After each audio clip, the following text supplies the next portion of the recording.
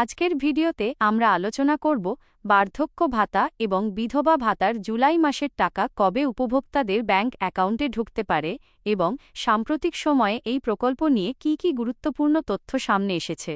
তাই যারা বার্ধক্য ভাতা বা বিধবা ভাতা পান তারা অবশ্যই ভিডিওটি শেষ পর্যন্ত দেখবেন, কারণ আজকের এই ভিডিওতে আমরা এমন কিছু গুরুত্বপূর্ণ বিষয় নিয়ে আলোচনা করব যা আপনাদের জন্য খুবই উপকারী হতে পারে। মূল আলোচনা। বন্ধুরা, পশ্চিমবঙ্গের লক্ষ লক্ষ মানুষ বর্তমানে বিভিন্ন সামাজিক সুরক্ষা প্রকল্পের সুবিধা পেয়ে থাকেন। এর মধ্যে বার্ধক্য ভাতা এবং বিধবা ভাতা অন্যতম। প্রতি মাসেই উপভোক্তারা অধীর আগ্রহে অপেক্ষা করেন কবে তাদের ব্যাংক অ্যাকাউন্টে টাকা জমা হবে। বিশেষ করে মাসের মাঝামাঝি সময়ে অনেকেই ব্যাংক ব্যালেন্স চেক করতে শুরু করেন এবং বিভিন্ন জায়গায় খোঁজখবর নিতে থাকেন। এদিকে গত কয়েকদিন ধরে সোশ্যাল মিডিয়া এবং বিভিন্ন সূত্রে আলোচনা চলছে যে 15 থেকে 16 তারিখের মধ্যে বার্ধক্য ভাতা এবং বিধবা ভাতার টাকা উপভোক্তাদের অ্যাকাউন্টে ট্রান্সফার হতে পারে। এই খবর সামনে আসার পর থেকেই উপভোক্তাদের মধ্যে নতুন করে আশার সঞ্চার হয়েছে। তবে এখানে একটি বিষয় আপনাদের অবশ্যই মনে রাখতে হবে। কোনো পেমেন্টের নির্দিষ্ট তারিখ সম্পর্কে নিশ্চিত তথ্য জানার জন্য সরকারি বিজ্ঞপ্তি বা সংশ্লিষ্ট দপ্তরের অফিসিয়াল ঘোষণাই সবচেয়ে নির্ভরযোগ্য। তাই যে কোনো তথ্য পাওয়ার পর সেটি যাচাই করে নেওয়া খুবই জরুরি।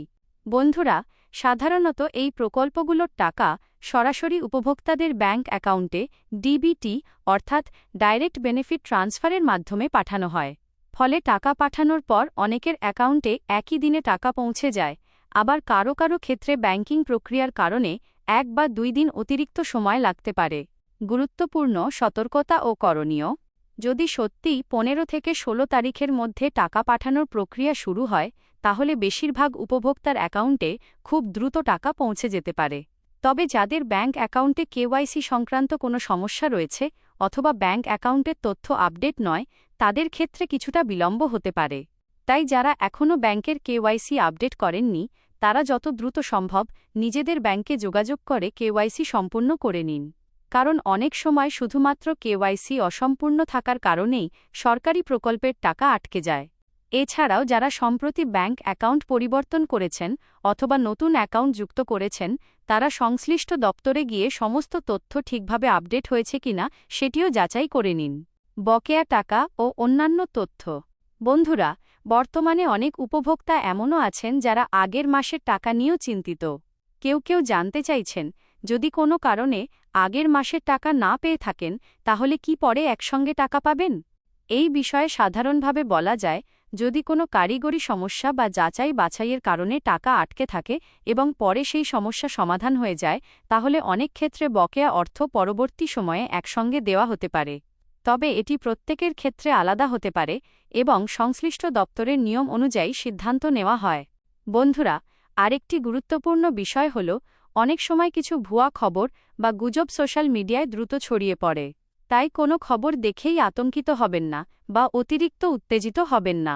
সবসময় সরকারি ও নির্ভরযোগ্য সূত্রের তথ্যের ওপর ভরসা রাখুন। যদি আপনার মোবাইল নম্বর ব্যাংক অ্যাকাউন্টের সঙ্গে যুক্ত থাকে, তাহলে টাকা জমা হলে সাধারণত এসএমএসের মাধ্যমে নোটিফিকেশন চলে আসে। তাই নিয়মিত আপনার মোবাইল মেসেজ চেক করতে থাকুন। এছাড়াও ব্যাংকের পাসবুক আপডেট করে বা এটিএম ও মোবাইল ব্যাংকিংয়ের মাধ্যমে ব্যালেন্স চেক করতে পারেন। সচেতনতা বার্তা। বন্ধুরা, বর্তমানে রাজ্যের বহু প্রবীণ নাগরিক এবং বিধবা মহিলারা এই প্রকল্পের মাধ্যমে আর্থিক সহায়তা পেয়ে থাকেন।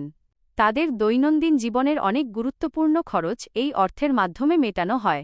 তাই টাকা পাওয়ার সময় নিয়ে স্বাভাবিকভাবেই সবার আগ্রহ থাকে। আমাদের পরামর্শ থাকবে, কোনো দালাল বা মধ্যস্থতাকারীর কথায় বিশ্বাস করবেন না। সরকারি প্রকল্পের টাকা সরাসরি উপভোক্তার ব্যাংক অ্যাকাউন্টে পাঠানো হয়। এজন্য কাউকে কোনো ধরনের টাকা দেওয়ার প্রয়োজন নেই। যদি আপনার আবেদন সংক্রান্ত কোনো সমস্যা থাকে, তাহলে সরাসরি ব্লক অফিস, বিডিও অফিস অথবা সংশ্লিষ্ট দপ্তরে যোগাযোগ করুন। সঠিক তথ্য পাওয়ার জন্য সরকারি অফিসই সবচেয়ে নির্ভরযোগ্য জায়গা। শেষ অংশ। তো বন্ধুরা, আজকের আপডেট অনুযায়ী 15 থেকে 16 তারিখের মধ্যে বার্ধক্য ভাতা এবং বিধবা ভাতার টাকা ট্রান্সফার হওয়ার সম্ভাবনা নিয়ে আলোচনা করলাম। আপনারা অবশ্যই নিয়মিত ব্যাংক অ্যাকাউন্ট চেক করবেন এবং সরকারি আপডেটের দিকে নজর রাখবেন। ভিডিওটি যদি আপনাদের ভালো লেগে থাকে এবং তথ্যগুলো উপকারী মনে হয়ে থাকে, তাহলে ভিডিওটিকে একটি লাইক করুন, বন্ধুদের সঙ্গে শেয়ার করুন এবং আমাদের চ্যানেলটি সাবস্ক্রাইব করে পাশে থাকা বেল আইকনটি প্রেস করে রাখুন, যাতে ভবিষ্যতে এই ধরনের গুরুত্বপূর্ণ সরকারি প্রকল্পের আপডেট সবার আগে আপনার কাছে পৌঁছে যায়। আজকের মতো এখানেই শেষ করছি। সবাই ভালো থাকবেন, সুস্থ থাকবেন। দেখা হবে পরবর্তী নতুন ভিডিওতে। ধন্যবাদ।